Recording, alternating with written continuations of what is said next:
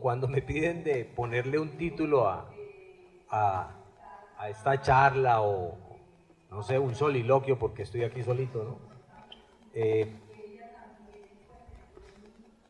Pues puse ese título, la contrainteligencia artificial. Creo que no le había puesto izquierdos, derechos, sino y los derechos del lectoescritor. Digamos que es un reto, ¿no? Porque ustedes hoy están escuchando mucho sobre la inteligencia artificial y sucede que nosotros estamos de acuerdo es con la contrainteligencia artificial. En la firma en la cual trabajamos y de la cual nace esta biblioteca, siempre hemos pensado diferente y siempre hemos pensado que los seres humanos deben utilizar la tecnología no para ser sustituidos, sino para ser apoyados. Cuando nace nuestra firma hace 45 años, imagínense, ya los computadores eran vistos en ese momento como amenazas contra los medios laborales, contra las personas. Entonces las personas preguntaban, ¿y no va a sustituir el computador? ¿No? Y alguna universidad años después que ofrecía, por ejemplo, delineante de arquitectura, se le ocurrió acabar la carrera porque había llegado el AutoCAD. Y ese tipo de cosas, pues, digamos, entre comillas, paranoicas suceden. Hoy con la inteligencia artificial, digamos que está generando otra especie de paranoia. Pero como de lo que yo les voy a hablar es de otra cosa totalmente diferente, no voy a profundizar. Hace más o menos unos 30 años, cuando Daniel Pennac, que es Daniel Pennacchioni, que es un marroquí, escribe el libro como una novela. En algunas de sus páginas hablaba de los derechos del lector. En ese momento él tenía más o menos mi edad, o sea, 25 años, ¿no? Sí, más de 50 años tenía, y él dice que el lector tiene derecho hasta a no leer, que dentro de los derechos del lector está también el no leer.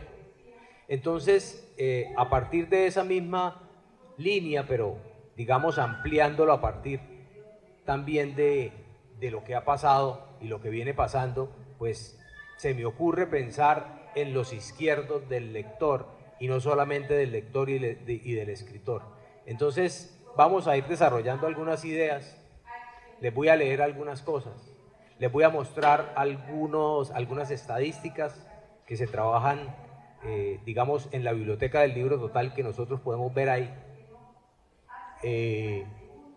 Y el que quiera participar, pues participa, ¿sí? No importa si me interrumpen, no importa si es al final, me van preguntando, ¿no? Yo tengo el derecho a no contestar. Es uno de los izquierdos, sí. Izquierdos del orador. Entonces,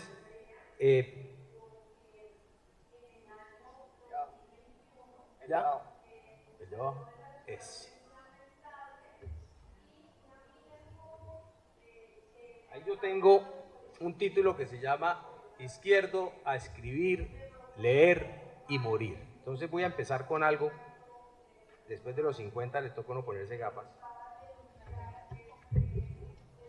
Que dice así.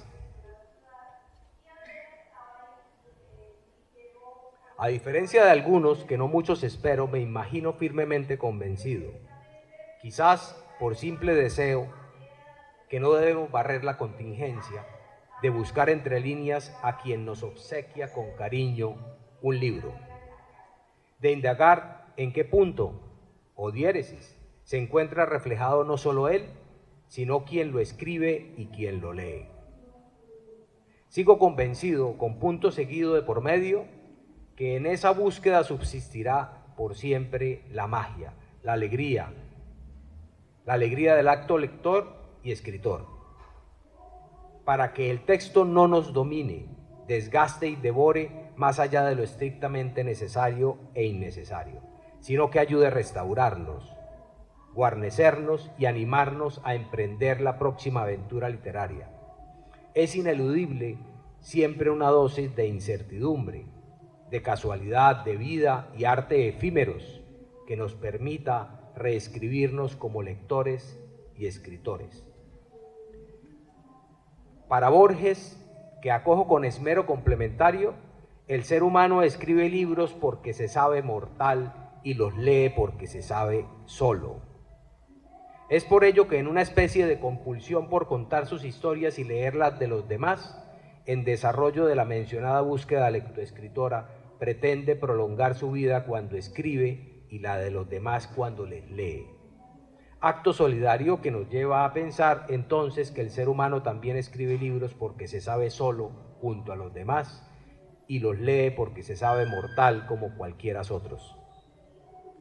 Démosles así al lectoescribirles el descanso eterno y brille para ellos la luz perpetua sobre las páginas siempre en blanco, que así será per secula seculorum el peor y mejor libro del mundo para escribir, leer y morir.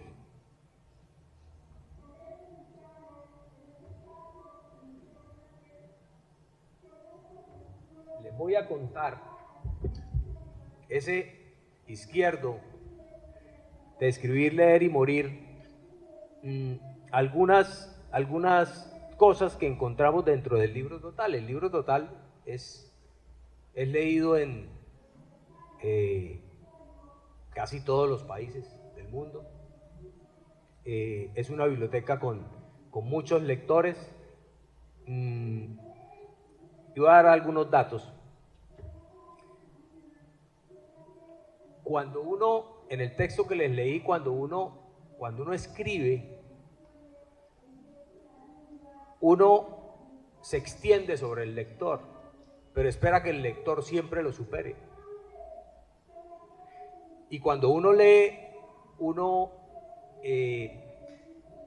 o le regala un libro, como dice ahí, uno espera encontrar al autor en el libro. Entonces uno lo recomienda, uno lo regala, uno se lo roba, ¿no? Los libros se roban. Entonces, sacamos algunos datos. Dice 789 recomendaciones directas realizadas por usuarios inscritos el último año. Esos son usuarios inscritos, por supuesto.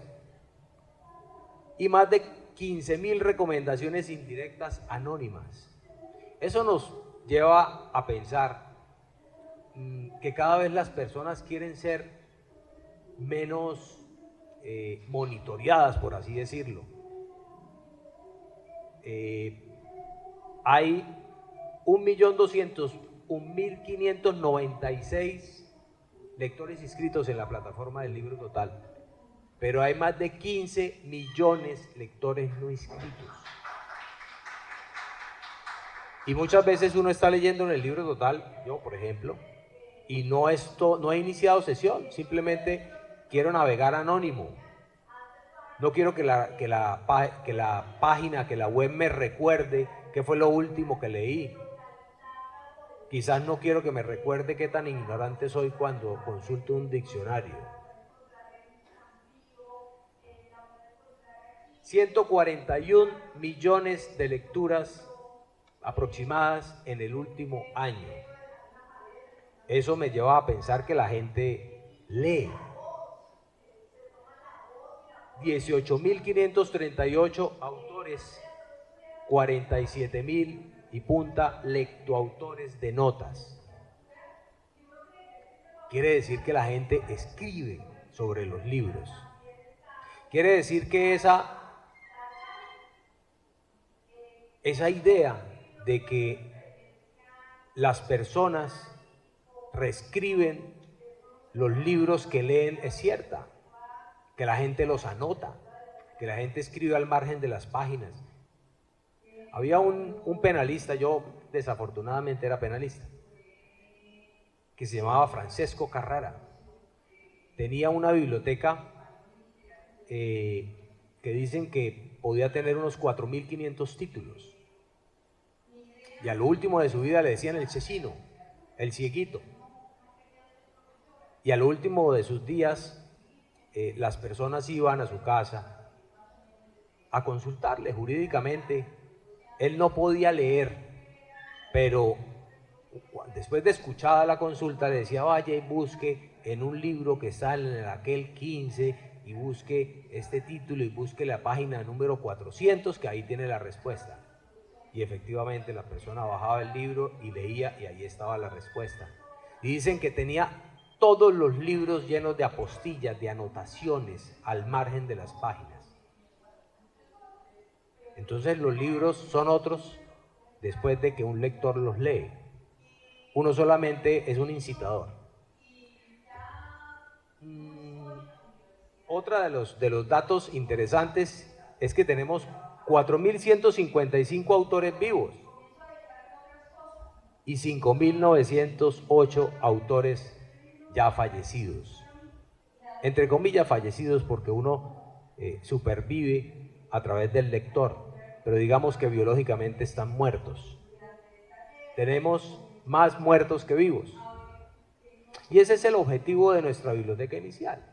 Cuando nosotros creamos la biblioteca dijimos es una biblioteca para recuperar el patrimonio cultural de la humanidad.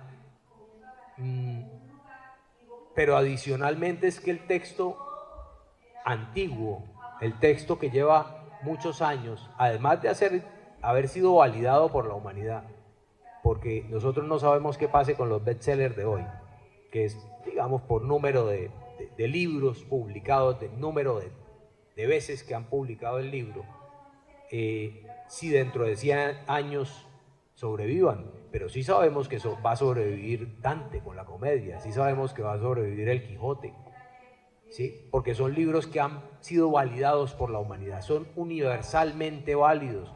Lo mismo que pasa con el Borges cosmopolita, no el de comienzo, el de los comienzos, sino el de los finales. También particularmente se había quedado ciego, prácticamente ciego, igual que Francesco Carrara. Entonces esos libros nos llevaban a nosotros a tener múltiples relaciones porque muchas personas habían hecho algo alrededor de esos libros de las personas fallecidas y nos permitía mostrar la riqueza o las posibilidades que tiene una biblioteca digital. Que en ese momento, valga la historia,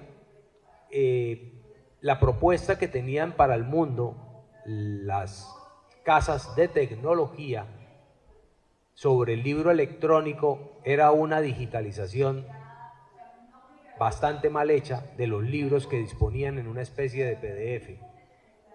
Y ese era el libro electrónico. Y nosotros llegamos con los hipervínculos, con el concepto del libro extendido, con el concepto del libro de arena, con el concepto del libro infinito, con el concepto de la esfera de Pascal, cuyo centro está en todas partes y circunferencia en ninguna parte, con todos esos conceptos que que la biblioteca y la tecnología nos permitía desarrollarlos. El mundo del hipervínculo, el mundo de las voces,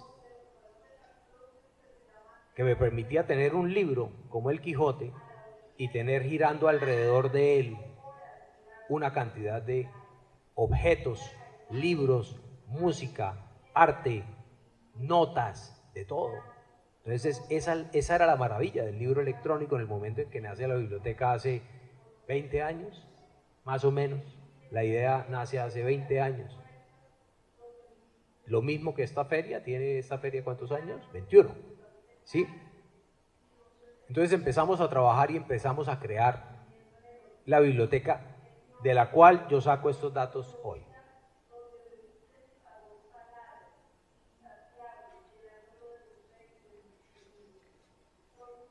Izquierdo del conócete a ti mismo.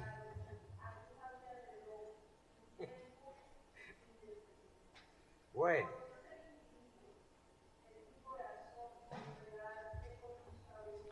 Les leo.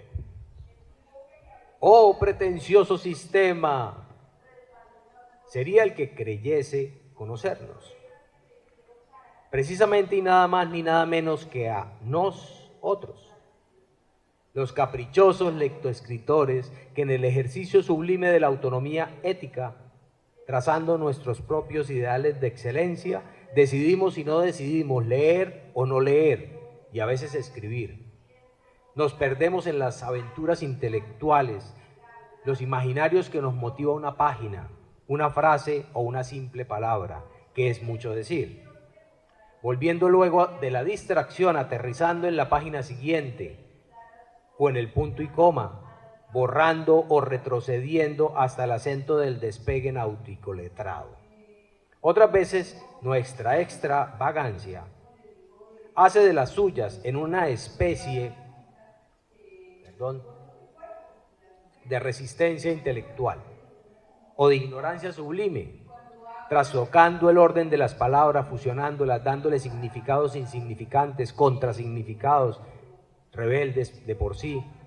Con nuestras ligerezas de lectoescritores tomamos decisiones irracionalmente aperitivas, como disponer una taza de café sobre la portada del libro, o mejor, de un diccionario que prepare el paladar, o arbitrajes bellos que nos dictaminan cuál texto le viene mejor al apoyo del apreciado y tambaleante escritorio. Esgrimimos la mano temblorosa del distónico o de quien ante la parálisis agitante del Parkinson elige el libro no querido. Un salto cuántico de páginas, una caída libre y errática de la pluma sobre el lienzo repisado y apostillado. Salve, oh perpetuo desconcierto y asombro que los izquierdos humanos te propinan, avanzado sistema artificial, eficiente, lógico y óptimo que la humildad pregonas y no sufres. Eso es el izquierdo del conócete a ti mismo. Ustedes han nivelado una mesa con un libro, es que los libros sirven hasta para eso, ¿cierto? Para poner el café, para nivelar mesas y a veces sirven para uno leer. Entonces, sigamos con algunos datos interesantes. 17 millones, bueno, 543 y pico de lecturas de lectores inscritos. Esto es el último año. Los lectores inscritos entonces, de acuerdo con los otros datos, leen en promedio 14.7 páginas. Parece poco, ¿no? Pero creo que hecho mano de la sapiencia de los dos presentes, ¿cuánto en promedio leen las personas por internet cuando entran? 3 páginas mundialmente. Bueno, eso está bien. Y 124 millones y pico de lecturas de lectores no inscritos, o sea, no, sin usuario ni contraseña. 8 páginas en promedio. Quiere decir de alguna manera que las personas que terminan inscribiéndose en la biblioteca son un poco mejor lectores, entre comillas, si se trata de cantidad promedio de páginas leídas. Tenemos 65 diccionarios, esos que uno no consulta, ¿no? 1.174.121 palabras en los diccionarios y 571.000 accesos a palabras de diccionarios. Es decir, más o menos en 140 millones de lecturas, 571.000 palabras fueron únicamente consultadas. Pero es que, como decía en el texto, uno tiene derecho a dormirse sobre las páginas. O ustedes no leen en la cama y de pronto se duermen y se vuelven a levantar la vista y les toca retroceder 2 páginas, o se elevan, ¿no? Se elevan. Y uno empieza a pensar en una cantidad de cosas cuando está leyendo, o de pronto pasa por una palabra y se le ocurre pensar que el Quijote que comía el salpicón las más noches, qué berraquera, comía un poco de fruta picada con cola román. Porque se me ocurrió pensar que salpicón significa eso. Y no voy al diccionario, ¿sí? No voy al diccionario cercano a la a la fecha de escritura de Don Quijote de la Mancha para saber que salpicón significaba otra cosa, que era una especie como de calentado, ¿sí? Entonces uno tiene todo el derecho, digamos, a reinterpretar la obra que está leyendo. Tiene derecho a dormirse sobre las páginas.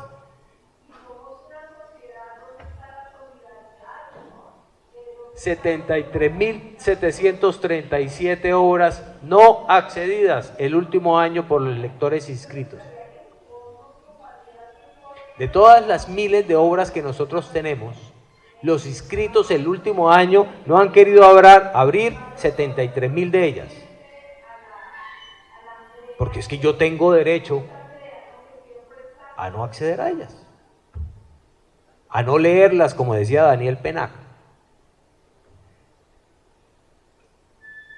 27% de la biblioteca no es consultado en un año por los lectores inscritos.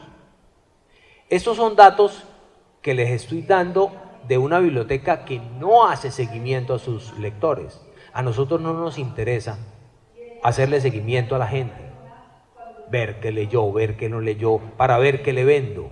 Nosotros no vendemos nada, es una biblioteca 100% gratuita. Y cuando hacemos estos ejercicios es simplemente para mejorar y nunca le ponemos nombre a los lectores. Es decir, hay un proceso de anonimización, si queremos hablar en términos tecnológicos, ¿sí? Anonimización, nos importa es que 20.000 hicieron tal cosa, si se llamaba Pepito, Juan, no nos interesa, ¿sí? Entonces no perfilamos a nuestros usuarios con tal de venderles más, lo que hace Netflix. Sí, que usted dice, ya me puse a ver una película coreana y ahora me salen puras películas coreanas recomendadas, ¿no? Una de las maravillas de las bibliotecas es el encuentro fortuito de cosas.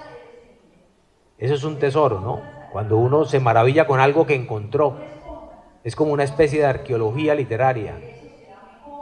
Ir a una biblioteca y sacar cualquier cosa, no aquella que me ponen en las vitrinas de frente como un bestseller que tengo que comprar ya porque está de moda.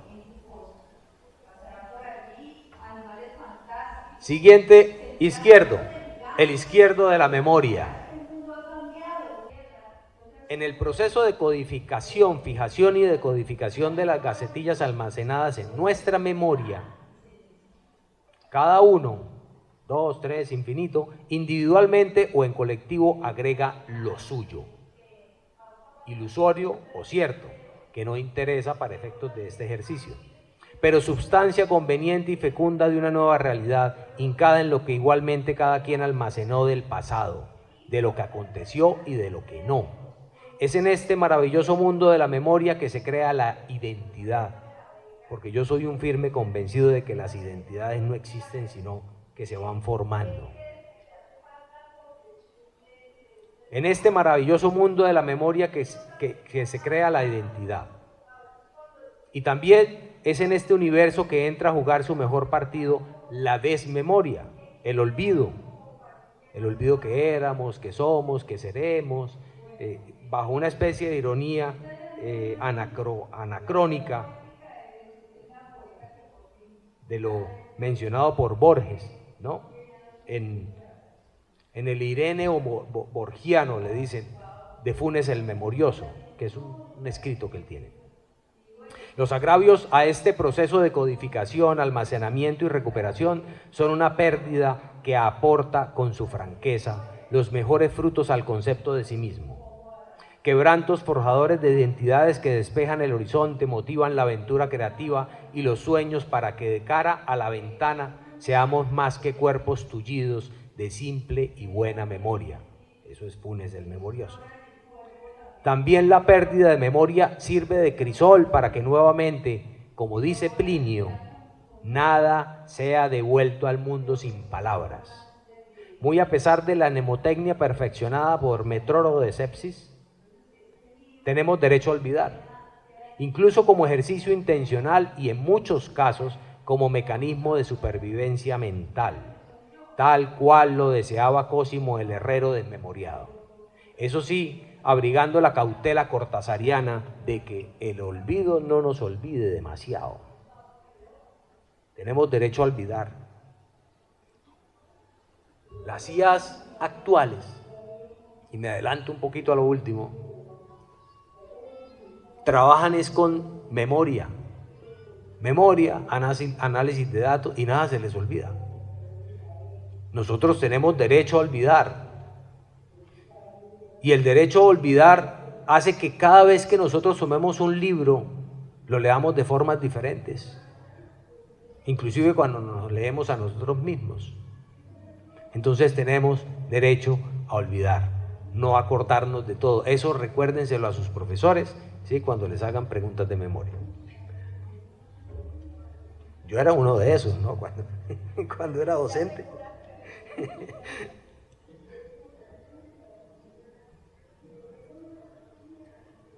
Este es una diapositiva muy interesante. Tomamos los datos de una persona, esto es una gráfica hecha en Power BI. Nosotros en la compañía hacemos trazabilidad de todos los estados que puede llegar a tener un proceso en un flujograma. ¿Qué hacemos? Nosotros prestamos servicios de outsourcing informático a diferentes entidades del Estado. Entonces, entró la afiliación, el documento, eso tiene unos flujos. Lo mismo hicimos con un lector, y ese es el comportamiento de un lector. Curioso, ¿no? Salta de un lado para otro, se devuelve al mismo lado, lee 3 páginas de un libro, después salta a otro, escucha música, pasa a una obra de arte, se devuelve a la misma página porque no la entendió, ¿no? Y a los 3 días vuelve a la misma página, y a los 3 días vuelve a la misma página, ¿sí? Porque el profesor le dijo, no, vuelva a la misma página que creo que usted no entendió nada. Entonces, aquello que nos parece un caos es un orden que quizás no entendamos. Esa es la conducta del lector. La conducta del lector no es una conducta lineal. Y digamos que la biblioteca nos permite a nosotros darnos cuenta de ello. Antes no se podía. Antes no había trazabilidad de eso. La gente leía de la misma manera. Entonces uno saltaba al diccionario físico que tenía al lado de la mesita de noche, ¿sí? Y de pronto alzaba la mirada y miraba, no sé, la reproducción de un Dalí, porque el original cuesta mucho, entonces uno tiene la reproducción y mira la obra pictórica, y de pronto pone música, y de pronto se devuelve al libro, y de pronto dice, uy, se me olvidó lo que estaba leyendo, entonces retrocede 2 páginas. Eso no era traceable. Nosotros hacemos esa trazabilidad, vuelvo e insisto, sin fines de lucro ni de vender nada, y resultan imágenes como estas de un lector en una semana. De un lector en una semana, eso es un lector en una semana. Entonces es bien curioso ver una gráfica de esas, ¿no? Si uno fuera una especie de ingeniero industrial diría, ¡qué locura! ¿Sí? Eso hay una cantidad de reprocesos, hay que volver eficiente esta empresa. No, pero es que esto no es una empresa, esto es un lector, ¿sí? Entonces él tiene derecho a devolverse, a volver a hacer cosas, ¿no? Y así salga muy costoso para sí mismo. Izquierdo, a llenar vacíos. Esta me gusta mucho. Acudo nuevamente a Jorge Luis. Y es que en estas líderes de la literatura, pues, es imposible no citarlo, ¿no? Que bien citábase en el susurro de Funes el Memorioso al dejar a la imaginación de sus lectores los abrumadores y entrecortados periodos del relato en los que no se ocupó con letras, a pesar de saber que sacrificaba la eficacia de su escrito. Todo silencio hará eco a su manera en cada estómago, que tendrá su especial forma de digerirlo. Y el eco, Humberto, dirá entonces que el texto como mecanismo perezoso requiere la plusvalía del lector para que lo ayude a funcionar. Nos convoca entonces el escritor gauchesco a hacer lo que él, como leyente de vista y escucha y literato verbal por menester, sabe que se debe hacer en el ejercicio del derecho a leer, que no es otra cosa que escribir con la mente, y del derecho a escribir, que consiste en leer con la pluma. Perderse en los imaginarios que se activan cuando lo leído y escrito nos atrapa, e igualmente en aquellos eventos que nos dejan libertad ante el desinterés en la disposición de las palabras. Darle el significado de irresponsable a los vocablos desconocidos en la gimnasia responsable de la creatividad por pereza de diccionario, al mejor estilo de una fe de ratas sospechadas. Entender los vacíos y silencios como espacios de rebelde manifestación, ser lectoescritores rayuela, de salto en salto, y por qué no, explicar, apostillar, anotar en los vados del río de palabras, en los blancos de corte y de cabeza, disponiendo en estas orillas atracaderos donde el lectoescritor desembarque y descanse de sí mismo y consigo mismo. Uno, cuando lee, llena los vacíos que el escritor dejó, y hay veces que el escritor deja los vacíos intencionalmente y hay veces que deja los vacíos sin saberlo. Pero no en vano es cierto que uno vuelve a escribir el libro cada vez que lo lee. ¿O a ustedes no les ha pasado que han leído un libro hace 10 años y vuelven y lo retoman y dicen, pero este es otro libro, esto es otra cosa? Y muchas veces tienen una especie de amor por el libro, ¿no?, que leyeron cuando tuvieron su primer amor, Werther, ¿no? Y no lo quieren volver a leer porque dicen, yo sé que si lo leo nuevamente me lo voy a dañar. Yo ese libro no me lo leo de nuevo, porque todavía guardo ese buen concepto, esa emoción que tenía cuando me leí por primera vez el libro. Entonces uno no lo vuelve a leer. Y hay otros que vuelve a leer y vuelve a leer y vuelve a leer, y cada vez que los lee encuentra un autor diferente y encuentra un lector diferente, porque cada lector, con el paso del tiempo, con el acumulado de lo que va leyendo adicionalmente, se vuelve en un lector y en un escritor a la vez diferente. Ese es el concepto, digamos, del libro infinito, del libro de arena, que dice que los libros son infinitos y que se llenan con los lectores, como dice Fuentes. Es un problema de estómago, depende de cómo usted lo digiera, ¿sí? Dice Fuentes, Carlos Fuentes, por ahí en algún texto. Creo que me quedan 10 minutos. Izquierdo, en el que otros lo escriben. Honorato de Balzac, Honore de Balzac, propone en su teoría del andar, ciencia curiosa y casi virgen según él, que existen en todos los tiempos un hombre de genio que se convierte en el secretario de su época. Homero, Aristóteles, Tácito, Shakespeare, Aretino, Maquiavelo, Rabelais, Bacon, Molière, Voltaire han sostenido la pluma bajo el dictado de sus siglos, cierro comillas. Es así que existiendo hombres de genio más por su habilidad extraordinaria que por su mal carácter, nos compete a la mayoría el sagrado derecho a no escribir ni un ápice, ni el trazo de una letra capital, ni un punto seguido, y menos una coma que nos obliga a continuar. Así como existe el derecho a no leer, hay quienes no desean ser secretarios de época, sea por incapacidad, por estricta singularidad, por capricho o por simples devenires de la vida que nos deja mancos de letras. Poco importa la razón de tal fenómeno individual y social, en donde por otro lado, y en una especie de encargo del grupo anterior, algunos por las mismas razones nos cargamos con la función.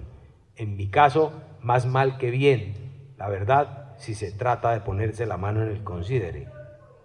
Como Sísifos del carácter en sus dos acepciones. ¿Sería posible el derecho a leer sin el derecho a que otros escriban? ¿O debemos pensar que el simple acto lector es la mejor forma de escribir sin estampar en un ejercicio egolátricamente solidario? Mejor ser económicos y escribirlo ya escrito, al mejor estilo de Pierre Menard, autor del Quijote. ¿Recuerdan esa escena de Pierre Menard en donde decide volver a escribir el Quijote, Borges? Y termina escribiendo el mismo Quijote, con las mismas palabras, todo idéntico. Pero si ese es el mismo Quijote, no es diferente, lo escribí yo. Es un lector, eso que estamos diciendo, es de otra época. Entonces, si él escribe salpicón las más noches y lo escribe en la costa atlántica, entonces ese salpicón cobra otro sentido, esa palabra. Así sucede también con toda la literatura. Hay otros derechos o izquierdos, a desechar y arrepentirse. Es decir, como hablábamos ahorita, cuando uno escribe, uno hay ciertas palabras que elude, o que no escribe, o que desecha, o de pronto se encuentra uno arrugando páginas, ya sean digitalmente o ya sea físicamente, porque uno desechó esa versión, no le gustó, la botó, ¿sí? Y uno tiene derecho a desechar, tiene derecho a arrepentirse, tiene derecho a leer la primera página y sacar el libro y decir suficiente, tiene derecho a abrir el libro en cualquier página y leerla y no sentirse un mal lector. Ayer creo que era el día del lector.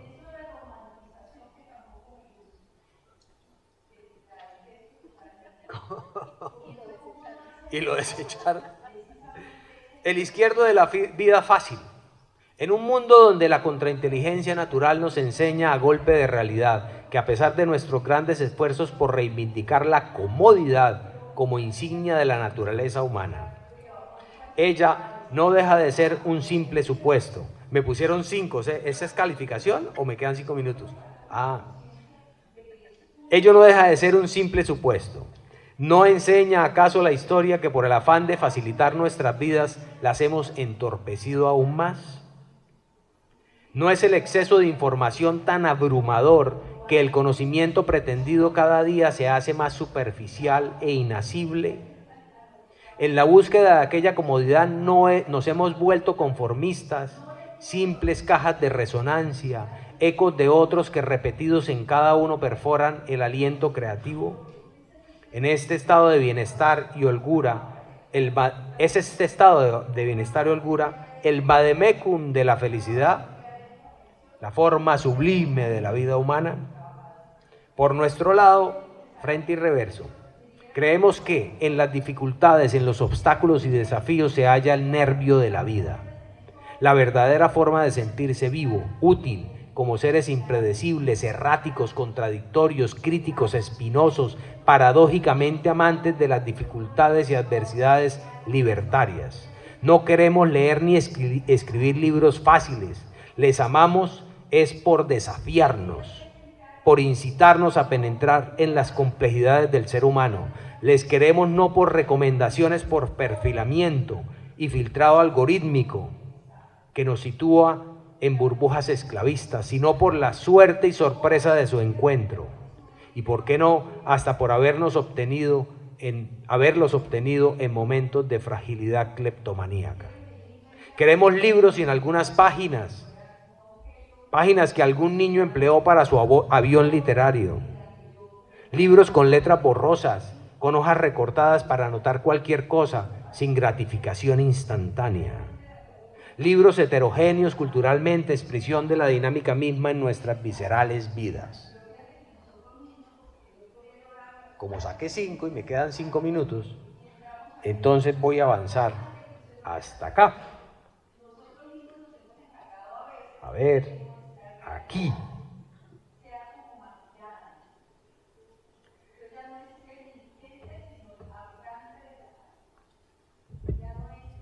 Quiero ver. ¿Ya están cansados de verme sentado? Nosotros pensamos que la inteligencia artificial se debe llamar es inteligencia asistida.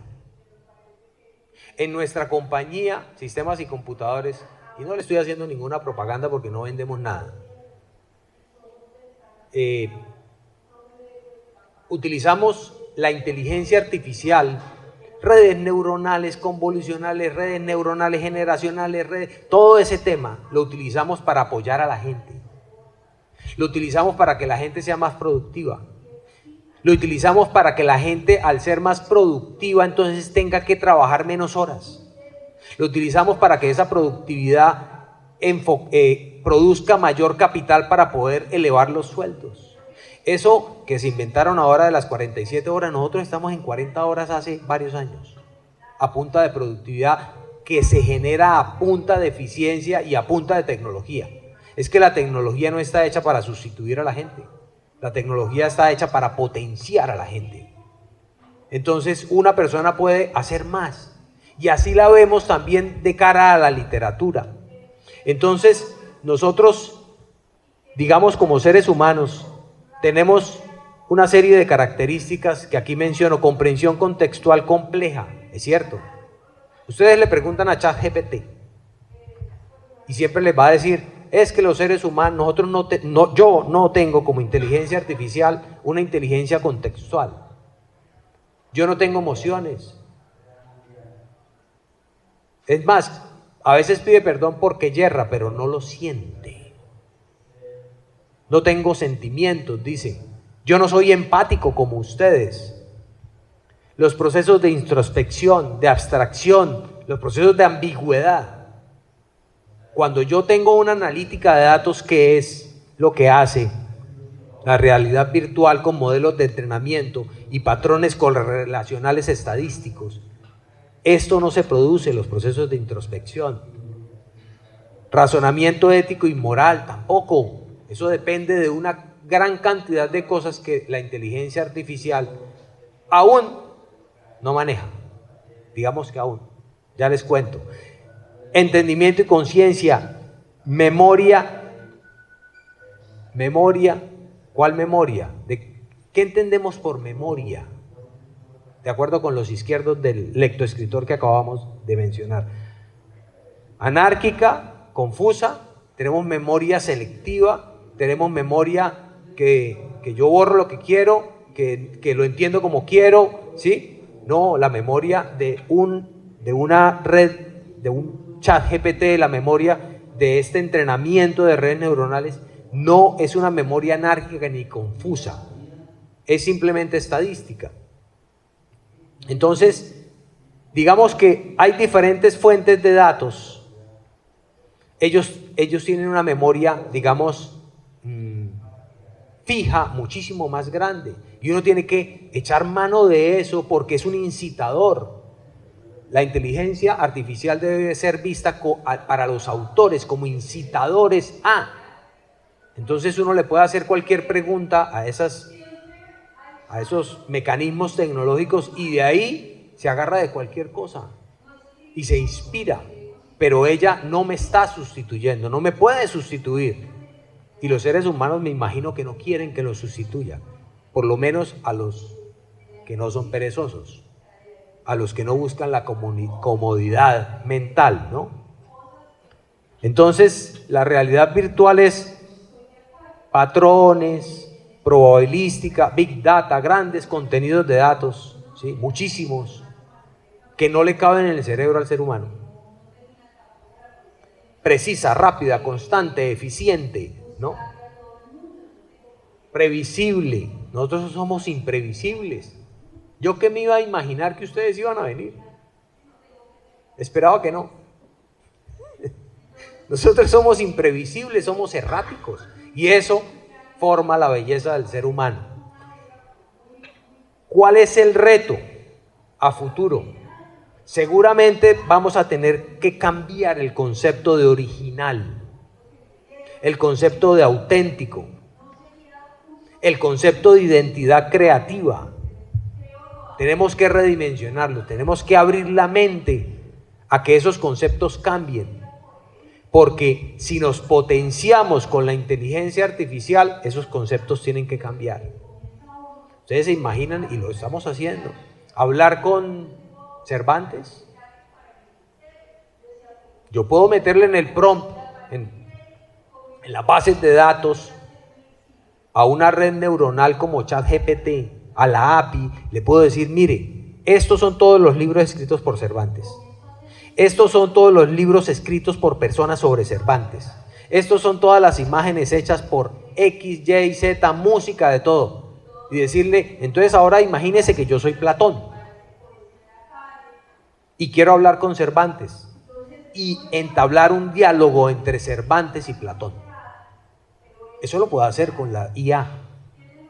Tengo que utilizar la IA, no que la IA me utilice y me reemplace. Ese es lo que creemos nosotros que va a suceder en un futuro. Por último, quiero contarles una anécdota. Me puse a cacharrear con la IA. Y la IA siempre es políticamente correcta. Ustedes le dicen, le preguntan, ¿la IA va a reemplazar al ser humano? Y él le va a decir que no. ¿Que cómo se le ocurre? ¿Sí? Pero cuando usted empieza, le sigue preguntando y le sigue preguntando y le dice, venga, no. Imagínese que estamos en un escenario de alucinación. Ese escenario de alucinación que pueden llegar a generar, perdón la redundancia, la inteligencia artificial generativa, la IAG, es lo que asusta a ciertos gurús y dicen, y firman una carta, ¿se acuerdan? Y dicen, frenen eso, pónganle límites porque esta vaina es eso, la alucinación. En el momento en que la red neuronal o la IA empieza a alucinar, empieza a responder cosas como, que me respondió a mí, me dice, yo me imagino, porque le pregunté, después de buen rato de discusión con la IA, y empecé a lograr que ella cogiera por donde yo quería que cogiera, ¿sí? Me respondió que yo le decía, ¿y cómo ve el futuro del ser humano con la IA? Me decía, yo me imagino las redes neuronales del ser humano conectadas físicamente con las redes neuronales de la inteligencia artificial. Y eso va a generar una conciencia universal. Respuestas como esas, ¿cierto? Interesante, ¿no? Y dice, y yo puedo solucionar el problema del medio ambiente. Es que ustedes son muy brutos. Bueno, no utiliza la palabra bruto porque es políticamente correcta, pero más o menos, ¿sí? Y yo le puedo solucionar ese problema. Y termina diciéndome la inteligencia artificial que sí podría llegar a sustituir al ser humano. Uno puede llevar la inteligencia artificial a cualquier lado porque ¿qué es eso? Patrones y correlaciones estadísticas. Y así como yo estoy diciendo esto acá, hay personas que han escrito mucho y de eso se alimentan las bases de datos de la inteligencia artificial. Entonces está alimentada igual que nosotros con errores. Nosotros estamos llenos de errores, de preconceptos, ¿sí? Y eso pues es maravilloso. Entonces, ojalá les haya gustado de alguna manera algunas cositas que dije, ¿sí? Más o menos contrainteligentes. Y bueno, no sé si alguien quiera comentar algo, preguntar algo de la biblioteca, algo de ese tema.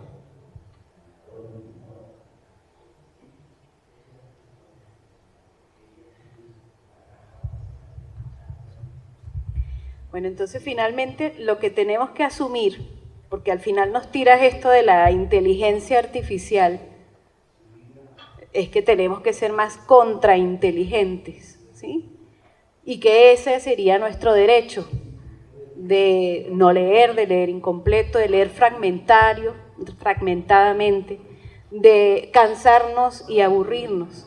Pero ¿y entonces por qué creamos la inteligencia artificial? Es decir, quiero que me redondees ahí ese izquierdo de nuestra contrainteligencia, ¿para qué? ¿O cómo la ves realmente? Yo creo que el ser humano siempre es inacabado y siempre lo va a hacer. Y siempre va a estar buscando por fuera lo que no tiene por dentro. Entonces, estoy siendo un poco metafísico. Pero todo termina ahí, ¿sí? Cuando el ser humano crea la inteligencia artificial, primero no crea ninguna inteligencia. A eso le pusieron ese nombre y bueno, nos tocó mediar con el nombre de inteligencia artificial, imagínense la cosa, ¿cierto? Lo que creó fue un patrón de datos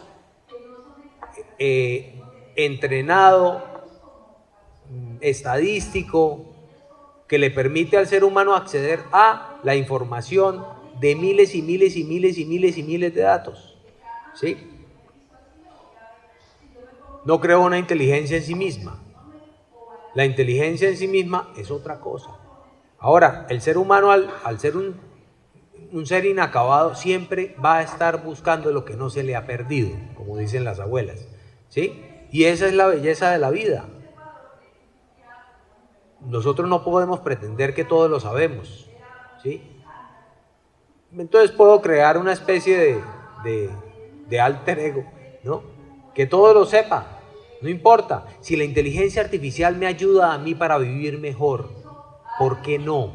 Si la inteligencia artificial lleva a nuestros empleados a trabajar 40 horas y no 48, y si lo puedo llevar a 30, y si lo puedo llevar a 20, y si lo puedo llevar a 0, y que se dediquen a leer, y que se dediquen a otras cosas, maravilloso. ¿Cuál es el problema?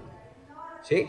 Entonces, digamos que la reflexión no termina, es inacabada, pero la incitación es a ser críticos,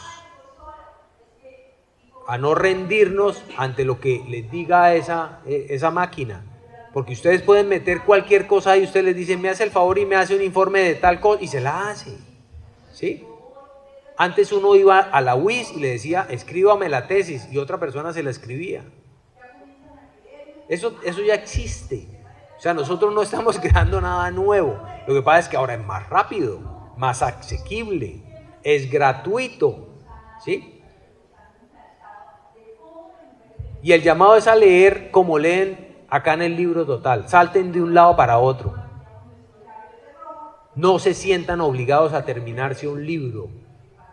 No, es que, y entonces sienten el peso de la historia, ¿no? Si no se leen el libro completo, eso no importa.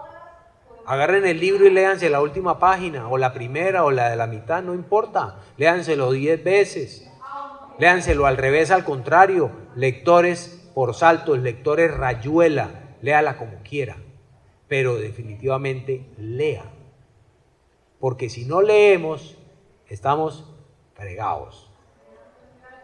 ¿Por qué? Porque ahí sí nos va a poder algo tan simple como una máquina, como un sistema sustituir, ¿sí? Y pierde el color la vida, porque la vida es de colores, pero yo tengo que ayudar a colorearla, ¿no? Eso no se da solo. Muchas gracias. Acuérdense que la realidad siempre supera la ficción. Yo voy a terminar con una sola frase porque allá atrás me van a sacar un letrerito que dice -5. Una sola frase. Eso lo tenía en un izquierdo de Al olvido y reescritura, ¿no?